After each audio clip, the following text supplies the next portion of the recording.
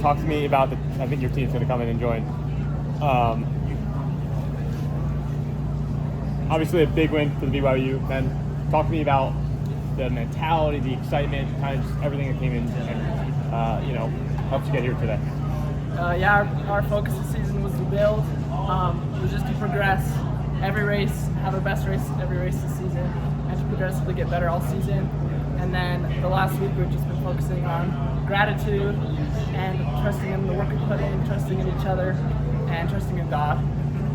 Obviously, you guys are warming up during the women's race, but you get the news that they win. Does that just amp you up, fire you up to go out there and get the sweep? Last year, it was a little discouraging during their finish, but this year the vibes were so much better during the warm-up. We were kind of celebrating and smiling and having fun, and it helped so much. What does it mean for the program? So, What does it mean for the program to sweep both men's and women's titles? I think it's been 20 years since that happened, and we knew we both had super good team. We both came in ranked #1, but it's kind of hard to come in with a target on your back. It's hard to perform on the day, but seeing the women win, it kind of felt like nothing could go wrong. That we just had to do our part. We had some things go wrong in the race, but we knew that we had 7 strong guys, not 5, not 4, not 6, and we pulled through, and the women pulled through, and it was just a magical day. Talk to me about the race itself, right? Like that pack was it was big, obviously, and it was tight through the early parts of the race. It broke apart. Obviously, the leaders took off. Talk to me about what's going through your guys' head and making sure you're executing, putting yourself in the right spot. Yeah, we got out super well. Probably the best we've gotten out in years. We were all up there in the top 10, top 20 through almost 5K, and it was pretty slow and controlled through 4 or 5K. And then a hard move was made, and some of the guys followed it, and then it was pretty strung out from there. And we had a big lead because we got out so well, and it was kind of just hanging on to our spots after that. And we knew how big the lead we had. We had a whiteboard up there. Our coach had a whiteboard, and it said like plus 65 points at one point. And it was the lead was getting smaller, and I could see that, so I was just like, hold on to as many points as I can, because we're hanging on there.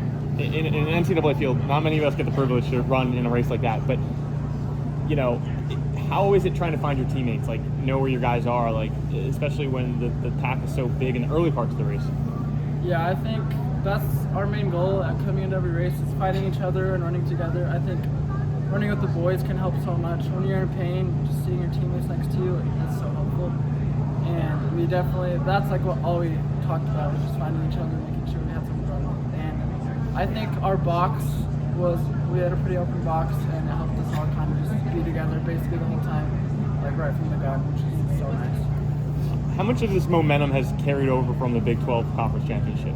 I feel like that was really a turning point in your season, and it really just kind of carried you guys through the rest of the year. Yeah, like we said before, we were trying to focus on each race being our best race up to that point, and when we came to conference, we were hoping to have a good race, we compete with Oklahoma State, but we didn't think we'd get a win. And when we won, we knew we had a real shot, because we knew Nationals was going to be the best race of the season, because we were just building.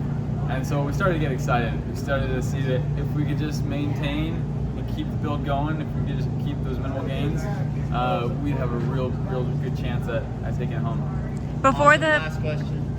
Before the race, when you're in your team huddle with Coach Ed Eyestone, what were his parting words to you and final bits of advice? Yeah, I think he just he trusts us. Not much was said.